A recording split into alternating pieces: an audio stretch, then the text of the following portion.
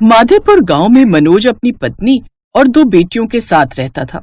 उसकी पहली पत्नी का देहांत उसकी बेटी के जन्म के कुछ दिन बाद ही हो गया था, जिसके बाद अपनी बेटी प्राची की परवरिश की खातिर उसने दूसरी शादी कर दी। कुछ समय बाद उसकी दूसरी पत्नी शोभा ने भी एक बेटी को जन्म दिया। प्राची अपनी सौतेली माँ को बड़ा प्यार करती थी, क्योंकि उसने अपनी माँ को तो बचपन में ही खो दिया था। प्राची की सौतेली माँ शोभा भी उसे खूब प्यार करती थी, लेकिन सौतेली माँ बेटी के आपसी प्यार से शोभा की सगी बेटी नीतू अपनी सौतेली बहन से खूब चिढ़ती थी, क्योंकि वो चाहती थी कि सारा का सारा लाड प्यार सिर्फ उसे ही मिले। जब वो दोनों बड़ी हुई तो उनके माता पिता ने उन दोनों की शादी एक ही घर में करने का फैसला किया। मैं अपनी दोनों बेटियों की शादी एक ही घर में करना चाहता हूँ, ताकि दोनों बहनें हमेशा एक साथ एक ही घर में रह सकें। ऐसा रिश्ता मिल गया है जी। कल ही मेरी पड़ोस वाली सरला काकी से बात हुई थी। उसने ही मुझे बताया था कि 2 भाई हैं, दोनों भाई अपनी अपनी खेती करते हैं। उनके बीच पहले से ही सब कुछ बटा हुआ है, इसलिए कल को दोनों भाइयों के बीच झगड़ा भी नहीं होगा। तो हम 2 दिन बाद लड़के वालों से मिलकर बात आगे बढ़ाते हैं। फिर 2 दिन बाद सारी बात आगे बढ़ती है। कुछ दिन बाद दोनों बहनें शादी कर अपने ससुराल आ जाती हैं। उन दोनों का घर आमने सामने ही था। उन दोनों की शादी के बाद सब कुछ अच्छे से चल रहा था। वो भाई खूब मन लगाकर अपने खेतों में काम करते, लेकिन जब फसल बनकर तैयार हुई तो एक रोज तेज बारिश के चलते उनकी सारी फसल खराब हो गई। हमारा तो सब कुछ बर्बाद हो गया। आप चिंता मत कीजिए जी, कुछ न कुछ ठीक हो जाएगा। उधर नीतू भी इस बात से खूब परेशान थी। अब हम क्या करेंगे? तुम्हें बिल्कुल भी अकल नहीं है। सारी फसल खराब हो गई ना। अब इसमें मैं क्या करूं? मुझे क्या पता था कि सारी फसल खराब हो जाएगी। ऐसे ही समय बीता। फिर एक रोज दिन पर दिन सारी जमा पूंजी खत्म होती जा रही है। अब हम क्या करेंगे प्राची? आप चिंता मत कीजिए जी, मैं बहुत ही अच्छी रुमाली रोटी और कतई कबाब बना लेती हूँ। शादी से पहले मैं अक्सर बनाती थी। मेरे हाथ की कतई कबाब और रुमाली रोटी सबको बड़ी पसंद आती थी। मैं सोच रही थी कि अपने गांव में ऐसा एक भी ठेला नहीं है, तो क्यों ना मैं कतई कबाब और रुमाली रोटी बनाकर बेचूं। नीतू को भी इस वक्त घर चलाने में मुश्किल हो रही होगी, तो क्यों ना हम दोनों मिलकर ये काम शुरू कर लेंगे। मैं आज ही इस बारे में जाकर उससे बात करूंगी। शाम को प्राची अपनी बहन नीतू के घर जाती है और उसे सारी बात बताती है, लेकिन नीतू तो शुरू से ही उसे पसंद नहीं करती थी। ये प्राची की बच्ची ना बड़ी चालाक है। मैं जानती हूँ ये सब क्यों कर रही थी, ताकि इस काम के लिए मैं भी पैसे लगाऊं, साथ ही बड़ी होने के नाते सारा काम मुझ पर ही डाल देगी। क्या हुआ? किस सोच में पड़ गई? बताना तूने क्या सोचा। तू चिंता मत कर, मैं सब संभाल लूंगी। अब बता क्या करना है। नीतू ने बड़ी ही चालाकी से बात घुमाते हुए कहा, लेकिन दीदी मैं तो पहले ही खुद का रुमाली रोटी और कोरमा का ठेला खोलने के बारे में सोच चुकी हूँ, और वैसे भी हम दोनों एक ही ठेले पर काम करेंगे तो हमारी इतनी अच्छी कमाई भी नहीं होगी। हम दोनों को अलग अलग ठेले पर काम करना होगा ताकि हमारी कमाई भी दुगनी हो। हाँ, बात तो तुम्हारी ठीक है। अच्छा ठीक है, फिर मैं कतई कबाब और रुमाली रोटी का ठेला लगा लूंगी और तुम अपना रुमाली रोटी और कोरमा का ठेला लगा लेना। और मैं जानती हूँ मेरी बहन बहुत अच्छा खाना बनाती है, इससे तुम्हारा ठेला भी खूब चलेगा। अच्छा मैं चलती हूँ। आई बड़ी मेरी बराबरी करने वाली।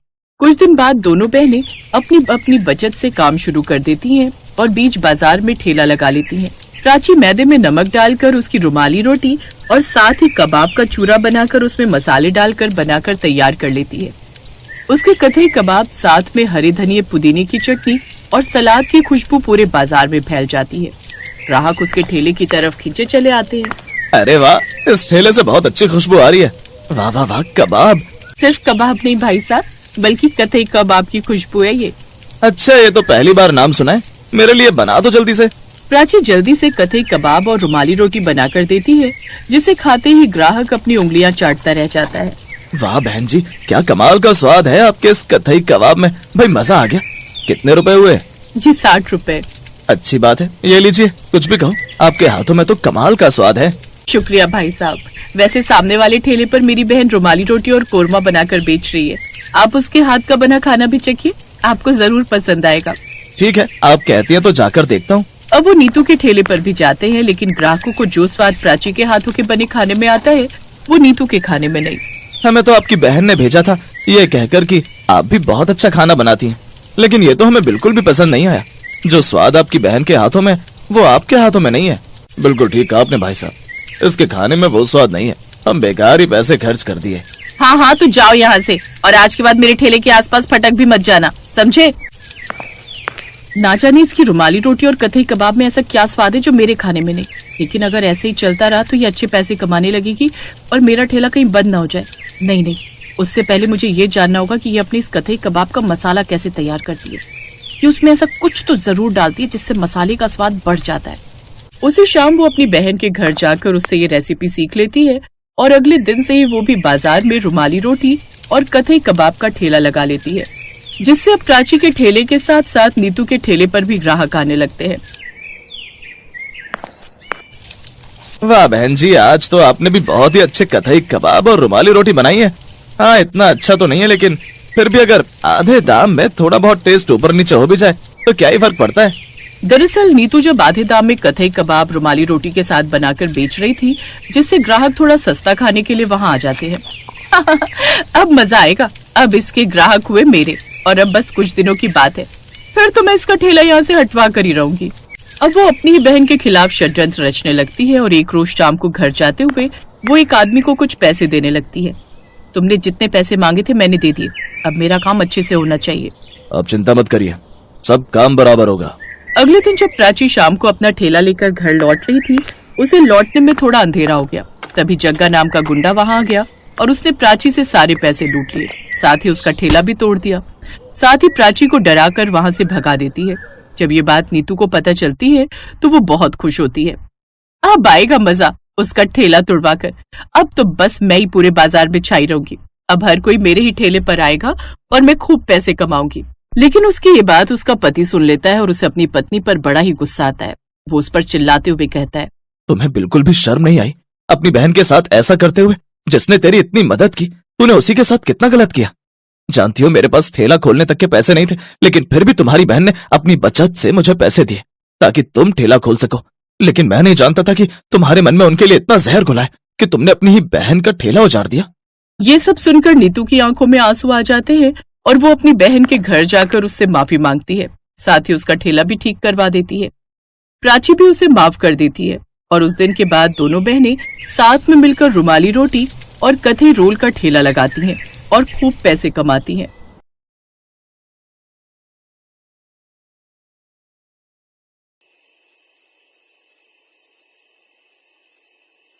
ओह नो, इन्हें भी अभी आना था। क्या हुआ शिखा, क्यों परेशान हो रही हो? होटल बंद करने का समय हो गया है, लेकिन अभी 20 लोग डिनर के लिए आए हुए हैं। वो सभी फैमिली मेंबर्स हैं। वो सभी शाही पनीर, दाल मखनी और कोफ्ते के साथ रुमाली रोटियां मांग रहे हैं। सब्जियां तो बची हुई हैं, लेकिन रुमाली रोटियां, तुम जानती हो ना, सभी कुक जा चुके हैं। अब रुमाली रोटियां कौन बनाएगा? अरे बस इतनी सी बात, मैं भी तो शेफ हूं, तुम भूल गई क्या? अभी देखो मैं कैसे बढ़िया सी रुमाली रोटियां बना कर देती हूँ। तभी वहां उस होटल का मैनेजर आ जाता है। लेकिन जरा जल्दी करना। कुछ देर बाद कविता बड़ी बड़ी रुमाली रोटियां बनाकर लाती है, जिन्हें देख ग्राहक कहते हैं, अरे बाप रे, रुमाली रोटी तो बिल्कुल चादर वाली रुमाली रोटी लग रही है, इतनी बड़ी और पतली। लेकिन ग्राहक जब वो रुमाली रोटियां खाते हैं तो उन्हें बड़ी पसंद आती है। वाह, सचमुच मजा आ गया। मजेदार चादर वाली रुमाली रोटी बनाई थी, पेट भर गया लेकिन मन नहीं। सभी ग्राहक वहां से खुश होकर चले जाते हैं।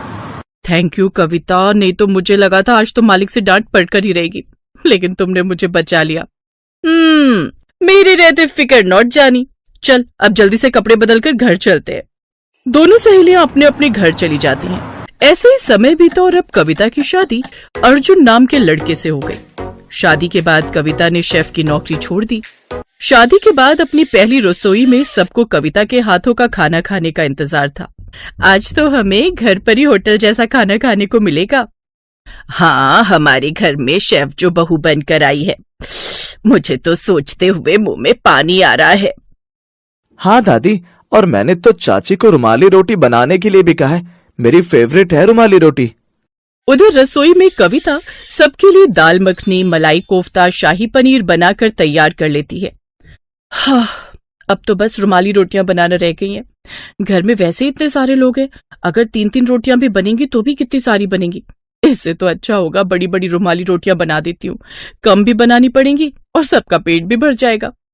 अब अपनी पहली रसोई में कविता जैसे अपने मायके में और होटल में गोल गोल बड़ी बड़ी रोटियां बनाकर तैयार करती है, कुछ देर बाद वो सबको खाना परोसती है। उसकी बनाई हुई रोटियां देखकर उसके ससुराल वाले कहते हैं, बहू, ये रोटियां हैं या चादर? इसे तो बिस्तर पर भी बिछा सकते हैं। बिल्कुल ठीक कहा माँ जी, इसे तो गुड्डी और मोनू दोनों उठकर सो भी सकते हैं। बिल्कुल सही पहचाना आपने। मैं जब होटल में काम करती थी ना, वहां ऐसी ही बड़ी बड़ी रुमाली रोटियां बनाती थी। ये सिर्फ देखने में बड़ी है, लेकिन खाने में इनका स्वाद उतना ही अच्छा होता है। खाकर तो देखिए। कविता के कहने पर जब सभी वो रोटियां खाते हैं तो वो सबको बड़ी पसंद आती है और वो उसके खाने की भी खूब तारीफ करते हैं। पहले तो सब वो बड़ी बड़ी रोटियां खा भी लेते, लेकिन अब वो इन्हें खा खा कर बोर होने लगे थे। बहू, तू रोज रोज ऐसी रोटियां बना देती है। पता है कितना समय लगता है इन्हें तोड़कर खाने में। एक तरफ से मोनू पकड़ता है, एक तरफ से मैं, तब जाकर ये रोटी तोड़कर खा पाती हूँ। अब बस और नहीं। अब मेरे लिए छोटी छोटी रोटियां बनाए कर। माँ बिल्कुल ठीक कह रही है। तुम्हें पता है, जो कल तुमने रुमाली रोटियां लपेट कर दी थी, वो रोटी इतनी बड़ी थी कि पूरे टेबल पर ही आ गई। इतनी बड़ी रोटी देख मेरे दोस्त सब जोर जोर से हंस रहे थे। बिल्कुल ठीक कहा देवर जी। अब मैं भी ऑफिस के चक्कर में रसोई में ध्यान नहीं दे पाती। कल पता है मेरे ऑफिस के कलीग्स भी कितना हंस रहे थे इतनी बड़ी बड़ी रोटियां देखकर। तो उन सब लोगों ने कभी 5 स्टार होटल की रोटियां नहीं खाई होंगी। आप जानते भी हैं 5 स्टार होटल में यही बड़ी बड़ी रुमाली रोटियां, जिसे आप चादर वाली रुमाली रोटी कह रहे हैं, वो होटल में कितनी महंगी मिलती है। जरा बाहर जाकर पता कीजिए, तब आपको इनकी कीमत पता चलेगी। इसी तरह वो सबको अपनी बातों से उलझा देती है। ऐसे ही कुछ दिन गुजर जाते हैं। एक रोज उनके यहाँ दिल्ली वाली बुआ आती है। इतनी बड़ी बड़ी रोटियां देख वो तो हैरान ही रह जाती है। अरे ये क्या है लता भाभी, तुम्हारी बहू ने कितनी बड़ी बड़ी और इतनी पतली चादर जैसी रोटियां बनाई है। राम राम राम, इसमें तो मेरा पेट भी नहीं भरेगा। भला तुम कब से इतनी कंजूस हो गई। ये सुनकर सास को बड़ी शर्मिंदगी होती है, लेकिन वो चुप रह जाती है।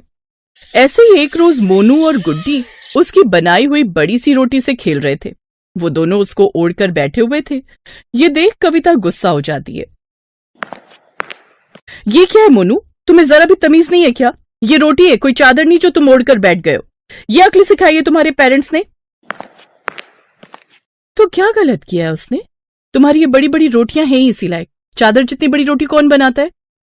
अगर आपको छोटी छोटी रोटियां खाने का शौक है ना, तो खुद ही बना लिया करो। अगर इस घर में रोटियां बनाएंगी तो मेरे हिसाब से ही बनेगी, या फिर बाहर किसी ढाबे होटल से रोटियां मंगवा लिया करो। कविता की रोटियों से परेशान होकर अब वो लोग बाहर ढाबे से रोटियां मंगवाने लगते हैं। जिस ढाबे से वो रोटियां मंगवाते वो और किसी का नहीं, बल्कि कविता की फ्रेंड शिखा का ही था। शिखा कविता के ससुराल वालों को पहचान जाती है। अगले दिन जब वो बाजार जा रही थी, तभी उसे कविता मिलती है। कैसी है कविता? इतने पास होकर भी कितने दिनों बाद मिली है। अच्छा एक बात बता, तू खुद कितनी अच्छी शेफ है, फिर भी तेरे ससुराल वाले बाहर से खाना मंगवा कर क्यों खाते हैं? फिर कविता उसे सारी बात बताती है। कविता, वो तेरा ससुराल है, कोई होटल नहीं। रोज रोज ये बाहर का खाना नहीं खाया जाता। तेरे होते हुए भी उन्हें बाहर से रोटी खानी पड़ रही है, ये ठीक बात नहीं। अब कविता को सारी बात समझ आ जाती है और अगले दिन जब वो सबको खाना परोसती है तो उसके हाथ में चादर जैसी बड़ी रुमाली रोटी नहीं, बल्कि छोटी छोटी रोटियां थी। अरे आज ये इतनी छोटी छोटी रोटियां, कविता बहू तूने बाहर से मंगवाई है क्या? लेकिन आज तो ढाबा बंद था। ये रोटियां मैंने खुद बनाई है। मेरे होते हुए भी अगर आप लोगों को बाहर से रोटियां मंगवानी पड़े तो मेरा क्या फायदा। अब से आपको कभी कभारी वो वाली रुमाली रोटियां खाने को मिलेंगी, बाकी रोज मैं ये छोटी छोटी गेहूं की रोटियां ही बनाया करूंगी। ये सुनकर सभी बड़े खुश हो जाते हैं और अब रोज रोज उनको वो बड़ी बड़ी रोटियां खाने से छुटकारा मिल जाता।